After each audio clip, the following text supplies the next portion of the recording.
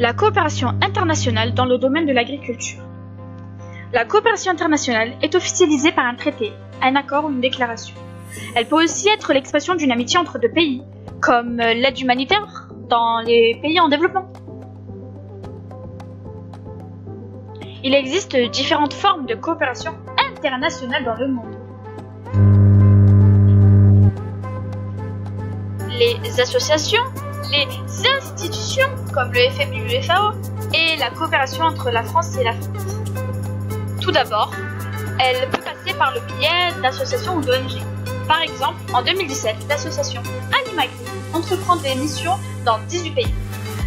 Elles ont pour but d'agir contre les conflits et crises politiques, les maladies, les catastrophes naturelles soudaines et lentes et les crises économiques et sociales.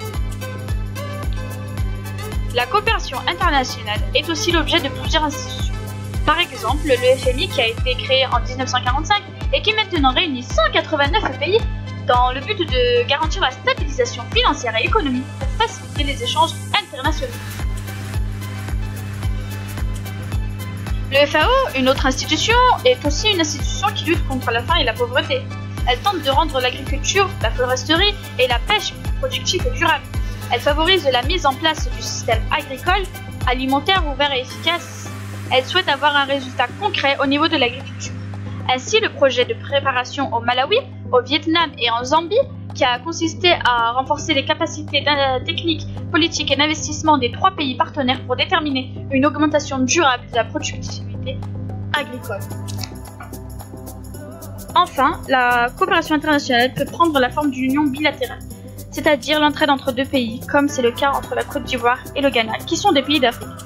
Ils s'entraident dans le domaine de l'agriculture et plus précisément au niveau de la récolte du cacao et de la noix de cajou. Ils s'intéressent également précisément aux domaines tels que la défense et la sécurité, la coopération maritime et les mines et l'environnement.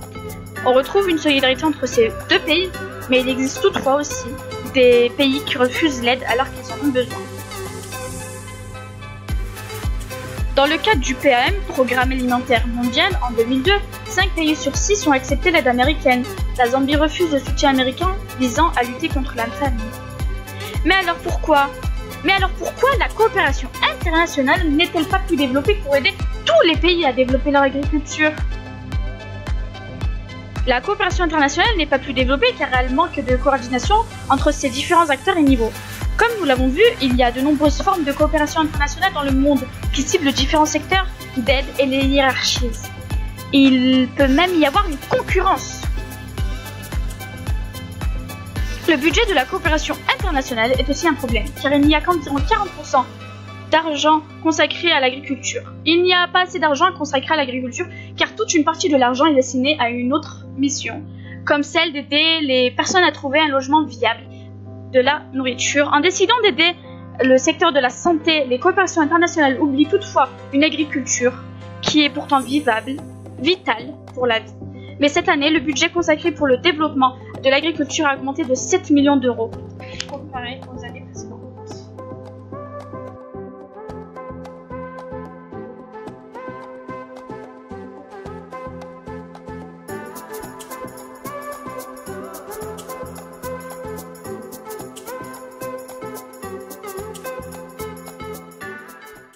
Created using Powtoon.